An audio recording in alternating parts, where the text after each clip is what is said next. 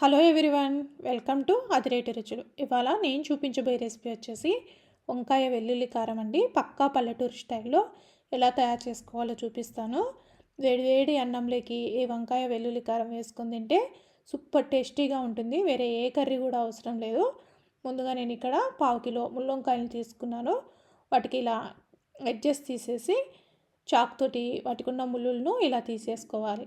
అలాగే మిగతా వంకాయలు కూడా ఇలా తీసేసుకొని రెడీగా పెట్టుకోవాలి. తర్వాత ఒక బౌల్లోకి 1 టీ స్పూన్ కల్లుప్పు వేసుకొని అలాగే వాటర్ వేసుకొని ఈ వంకాయ ముక్కల్ని ఇలా పొడుగుగా కట్ చేసుకొని సాల్ట్ వాటర్లో వేసుకోవాలండి. ఇలా వేసుకోవడం వల్ల కంట రాకుండా కమిలిపోకుండా ఉంటాయి.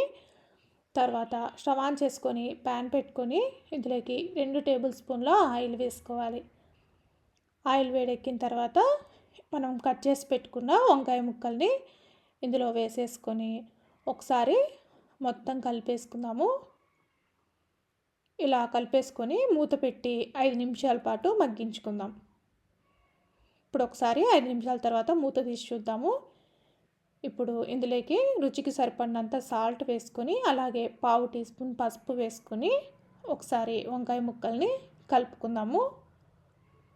ఇలా కలిపేసుకొని మళ్ళా మూత పెట్టి 5 నుంచి 8 నిమిషాల పాటు మగ్గించుకుందాం. ఈ వంకాయ ముక్కల్ని మధ్యలో కలుపుకుంటూ ఇలా పూర్తిగా మెత్తబడేంత వరకు కలుపుకుంటూ వేయించుకోవాలి. ఈవెన్గా వేగేటట్లు వేయించుకోవాలి.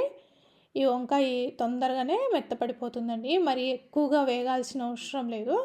ఇప్పుడు వంకాయ ఇలా పూర్తిగా మెత్తపడిపోయిన తర్వాత ఇందులోకి 1 టీ స్పూన్ కారం వేస్తున్నాను.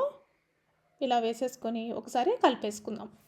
ఇప్పుడు వంకాయ ముక్కలు చల్లారే లోపల ఇక్కడ 10-12 వెల్లుల్లి రెబ్బలు తీసుకొని రోట్లో కచ్చా పచ్చాగా దంచుకోవాలి.